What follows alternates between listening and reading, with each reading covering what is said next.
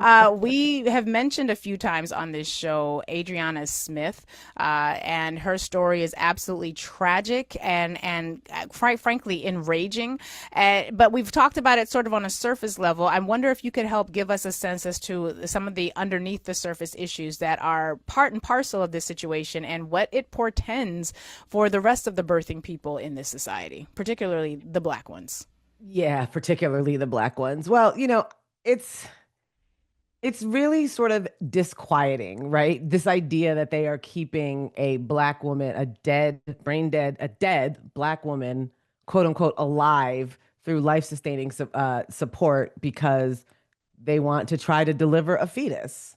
Mm. And, that's very, it harkens back to obviously to chattel slavery, to breed slavery, where Black women were essentially used to sort of generate the economic engine of this country. I mean, I say this quite often that Black women birthed this country through their wombs. I mean, there would not be a country if not for enslaved Black women being forced to carry pregnancies to term and then having those children ripped from their arms and sold to whatever plantation far flung across the country. So, this Mm. idea that doctors at Emory Midtown and Emory Hospital are keeping this woman alive on life support because when she collapsed from multiple blood clots in her brain, she was 9 weeks pregnant is really not only is it unconscionable, but it's not scientifically sound. Because if you research some of the other cases globally where a brain dead woman has been kept alive in order to gestate a fetus, Mm. usually fetuses will survive if the pregnancy is about 18, 19, 20, 26 weeks. Adriana Smith was 9 weeks pregnant when she collapsed. The only case that I could find, I did a bunch of research, where someone who was 9 weeks pregnant was able to deliver healthy babies was a woman in Brazil. And here's the difference between that case and this case. In Brazil, they have universal health care, right? Wow. So if, they gestated this fetus from 9 weeks to about 32 weeks, and the family of the pregnant person who was brain dead and being kept quote unquote alive wasn't required to pay for the treatment. Here in this country, Adriana Smith's mother, April Newkirk, has started a GoFundMe. She's trying to raise $275,000 to pay for this hospital stay that she's not even necessarily sure that she wants, right? The family of Adriana Smith has not said that they would have taken her off of life support. They just want the choice to have been able to, right? Mm. And this idea that people can be used as incubators and that their families can be forced to pay for that is absolutely unconscionable. And what's interesting about this case is, the case was first reported out as Georgia's 6 week abortion ban is the reason why the doctors are keeping her on life support. And then on Friday, the Republican Attorney General's name is Chris Carr came out and said, "No, no, no, no, no. This isn't a result of the 6 week ban. There's no reason for these doctors to be trying to keep her alive under the 6 week ban." Meanwhile, the sponsor of the 6 week ban has taken the side of Emory Hospital, saying, "Yeah, this is exactly what the hospitals should be doing." So right now, it's sort of give and take, this sort of push and pull between what it is the Georgia AG is saying the law requires and what it is the sponsor of the bill is saying what the law requires. And then meanwhile, we have these doctors who have just told this family that they are not legally required or they cannot legally remove her from life support because of this pregnancy. And it's honestly, I think a lot of it is a story of, hospital administrator cowardice because the point of fact is that Adriana Smith is not seeking an abortion, right? She just wants to protect her family just wants the potential to be able to remove her from life support if they want to, right? It's about choice. That's why we call it pro-choice. But these doctors think that they're obligated somehow under the 6 week ban because of the personhood legal status that has been conferred to embryos, including 9 week embryos, to the point where they don't want to sort of get into a legal battle with the state. They don't want to have state authorities come in asking them questions. So they are interpreting the law in a way that I'm not sure they need to be interpreting it. You know what I mean? And then, secondly, and I'll stop talking, is that Georgia has an advanced directive law that has a pregnancy exclusion. So you can write an Wow. advanced directive saying, I don't want, like, I want, don't resuscitate me. I don't want to be intubated. I don't want life sustaining treatment. But if you're pregnant, that advanced directive becomes voided. Oh my God. Now, a lot of states have these laws, but in Georgia, the advance directive is voided if the fetus is viable. But here she was 9 weeks pregnant when she collapsed. She's been on life support for 3 months. They've transferred her to another hospital where she's going to be on life support for another 3 months. And Mm. so there's no viable fetus. So really, I think it's alternatively a story about Georgia, right, treating pregnant people, people capable of becoming pregnant, as second class citizens, and then muddying the waters so that hospital administrators and lawyers don't really know what to do. And then these hospital administrators and lawyers, rather than caring for their patients, are kowtowing to an interpretation of a law that doesn't even make sense. Wow. And it feels like, because we often say what happens in the Confederacy never stays in the Confederacy, this feels like something that is ripe for expansion beyond the confines of Georgia. Are we seeing similar sorts of leanings and interpretations of these types of laws in other states as well? Well, the only instance of this sort of, keeping a brain dead woman on life support was a case from 2014. Her name was Marlise Munoz. And her family wanted to take her off life support. The hospital refused to do so because they believed that they were required by the pregnancy exclusion in Texas's law, which again says if you have an advance directive and you're pregnant, too bad, you don't have a choice. So that's the only other. And eventually, Marlise Munoz family took the hospital to court, and a judge ordered Marlise Munoz taken off of life support because the doctors admitted that the fetus wasn't viable and the evidence suggested that the fetus wasn't viable. And so that's, finally the hospital took her off life support. But if you look at cases around the world, there's only one case where someone was able to deliver to term healthy babies from 9 weeks.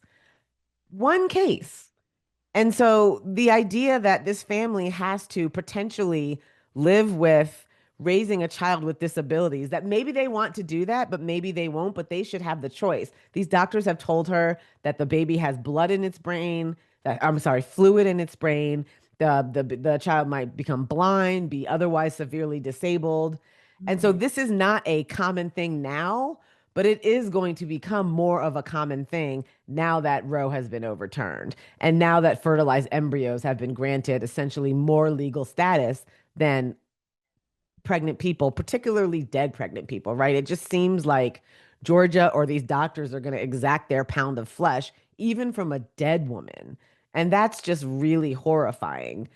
And one of the things that, I keep harping on the idea that Brazil has universal health care. There was a case in Poland, there was a case in Canada, there was a case in Ireland. All of these countries have universal health care. So they're, the parents of the children or the family of the pregnant people are not being required to pay for this stuff, which is why Wow. I have been talking about literally for 5 years now a piece of legislation that a black lawmaker in South Carolina introduced. Her name is Mia McLeod. She's an independent. She actually left the Democratic Party in 2023. She introduced a piece of legislation called the Pro Birth Accountability Act. And essentially, the Pro Birth Accountability Act says that if a state is going to require a pregnant person to gestate a fetus when they otherwise would have gotten an abortion, right? If they would have gotten an abortion, but they can't because of a 6 week ban, then the state that has those bans should be required to pay for prenatal care, postnatal care, if the child is Right. disabled, disability care, um, giving a home visit from a social worker or a care worker until the child is 2 years old, setting up a trust for the child's education. This is a really righteous piece of legislation that I think should be Right. replicated across the country. And instead of doing things like that, you have Democrats in states like Ohio and other states where they're doing this sort of parity legislation, right? Every sperm is sacred, or we're going to force men to get vasectomies, rather than coming up with legislation that would materially support the pregnant people who are being forced to have these children. Wow.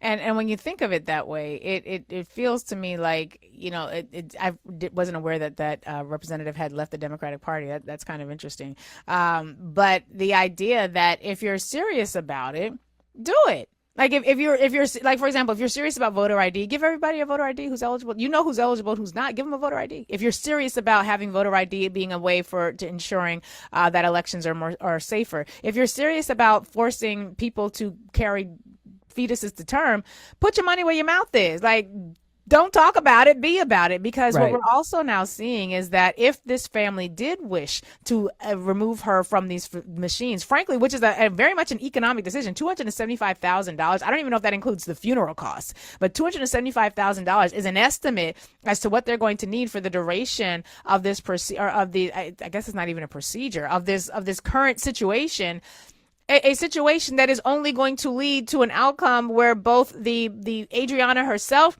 and the fetus are dead, which they functionally are now. And I don't mean to speak in a way that is disrespectful of that, but we just got to be able to have conversation about this. And what really troubles me about this, Imani, is if I understand it correctly, Adriana was a nurse at the Hmm. Emory Hospital and had gone in to get evaluated for really bad headaches. They took no CT scan. She was just given some medication and released, and then she ends up back in the hospital gasping because she woke up gasping for air that night. So there's also, it feels to me, and I haven't seen a whole lot of reporting on this, but as someone who is a suspicious attorney, it feels to me like this hospital is also concerned about medical malpractice claims because you sent this woman home. She came to you pounding headaches. You sent her home. You didn't do any of the procedures that typically should have been done in a case like that. And then she ends up brain dead in your hospital. I don't know what liability ish conversations are happening right now, but it feels to me like everything should be on the table when we consider just how wrong this entire situation is. Yeah, I mean, from what I understand from reading the reporting is that she went to a hospital that she didn't work at, and then she ended up at the Oh, hospital that she did work at after her oh, husband found her man. gasping for air. So really, but you're All right. right. I Well, mean, then you're on the right for the track. This record, though, then let me just say to clarify for people what that means is my suspicion is unfounded. We want to make sure we have accurate information here. This was something I was worried about that she went to the hospital that she worked at, and that's the same hospital that she is now being held at. Her body's being held at. So I just need to clarify that so it doesn't get lost in the legalese. Go ahead, Imani. But I mean, you're on the right track, right? Like if you think about the way that Black women are treated in hospitals and doctors' offices, right? If you think about this prevailing narrative about how Black people don't feel as much pain because we have different nerves, right? I mean, I know when I go to the doctor, I put on my Sunday best, right? Because when I Yep. go in there, I want to be treated with respect. I want to look quote unquote respectable. I'm not going into the doctors in like a Savage Fenty onesie, right? Like I want to go and look Although I'm sure you'd be cute. respectable so that I mean, although they're very comfortable, but I want to look respectable so I can be taken seriously because too often Black women's symptoms are ignored, right? Like if you go into a hospital complaining of blistering headaches, it seems the least that you can do is perform a CT scan, right? And so, yeah, she was at a different hospital, but then she went to the hospital that she worked at. Now they've transferred her to the obstetrics unit in another hospital. So that means she's going to be on life support for about 6 months. And that just doesn't make any sense. And then after that, the family's going to be on the hook for the medical bills, on the hook for the funeral and the burial expenses. And something like the Pro Birth Accountability Act, with which Georgia actually introduced its own version. The only two states to have introduced this type of legislation is Georgia and South Carolina. And the legislation is very similar. Georgia should pay for funeral expenses. Georgia should pay for burial expenses. And if the doctors in the hospital have gotten their interpretation of the law wrong, then they should pay the $275,000 that they are forcing this family to try and raise so that they can keep this brain dead woman on life support.